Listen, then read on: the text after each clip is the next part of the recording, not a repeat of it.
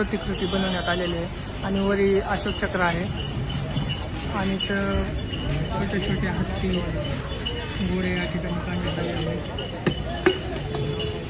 आणि त्याच्या पलीकडचे स्तंभ आहे अशोक स्तंभ. तर चैत्यभूमीमध्ये जाण्यासाठीचा मेन गेट आहे असं तुम्ही समजू शकता आणि इथं बंदोबस्त पण लावण्यात आलेला आहे.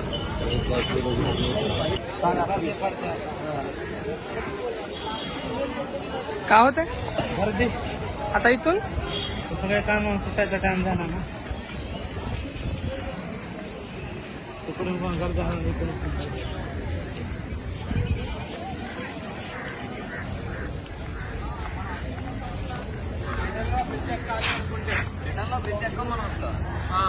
డైరెక్ట్గా వెళ్ళిపోతాం బ్రిడ్జ్తో సంబంధం లేదు.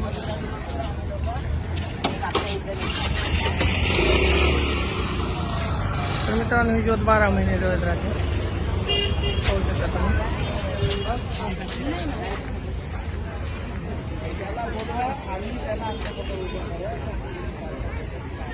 तर असा काय आतमधला व्ह्यू आहे. तर काय माहिती तुम्ही व्हिडिओ स्टॉप करून वाचू शकता.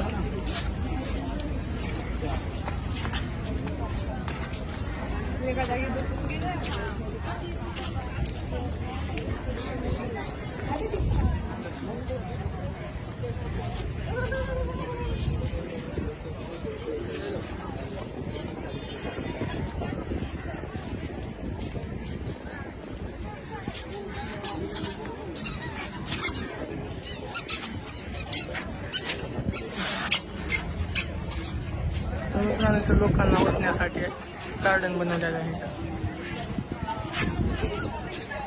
खूपच सुंदर गार्डन आहे. खाली फरशी आहे. गमेल्यामध्ये खूप सुंदर सुंदर झाडे लावण्यात आलेली आहेत. फुलांची पण झाडे आहेत. मित्र जरा मोबाईल फोटो काढतो का?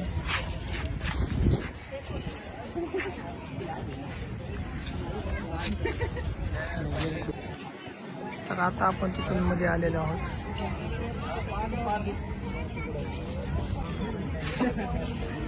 समुद्र पण पाहू शकता तुम्ही.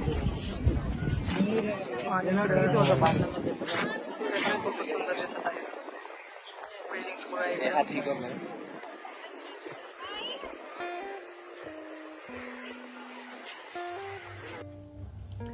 गेटमधून आत आल्यानंतर या साईडला गार्डन आहे आणि इकडे बाबासाहेबांच्या आस्थे आहेत. इथे छोटेसे दुकान आहेत. या साईडला गौतम बुद्धांच्या आणि बाबासाहेबांच्या प्रतिमा, फोटो तसेच पुस्तके बरेच काही इथे मिळतं. दुसऱ्या साईडला समुद्र आहे. बाबासाहेबांचे 6 डिसेंबर 1956 रोजी दिल्ली येथे महापरिनिर्वाण झाले होते. त्याच्या दुसऱ्या दिवशी 7 डिसेंबर रोजी मुंबईतील चैत्यभूमी येथे त्यांच्यावर बौद्ध पद्धतीने अंतिम संस्कार करण्यात आले. बाबासाहेबांनी निधनापूर्वी 14 ऑक्टोबर 1956 रोजी लक्षावधी अनुयायांसोबत बौद्ध धर्म स्वीकारला होता. बाबासाहेब हे बौद्ध गुरु होते, यामुळे त्यांच्या पुण्यतिथीसाठी महापरिनिर्वाण हा बौद्ध संकल्पनेतील शब्द वापरण्यात आला आहे. 1 डिसेंबर पासूनच चैत्यभूमी येथे 25 लाखापेक्षा जास्त भीमानुयायी स्तूपात ठेवलेल्या बाबासाहेबांच्या अस्थिकलश प्रतिमेस अभिवादन करतात व बाबासाहेबांचे दर्शन घेतात.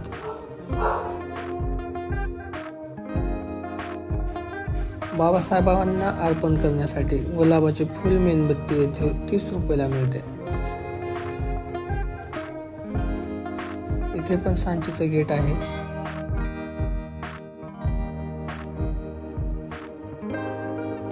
पाहू शकता 6 डिसेंबरची तयारी चालू आहे.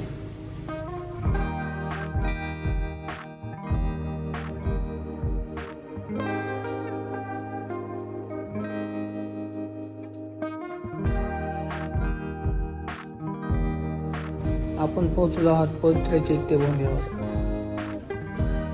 या स्तूपामध्ये बाबासाहेबांना अभिवादन करायला जायचं आहे आपल्याला.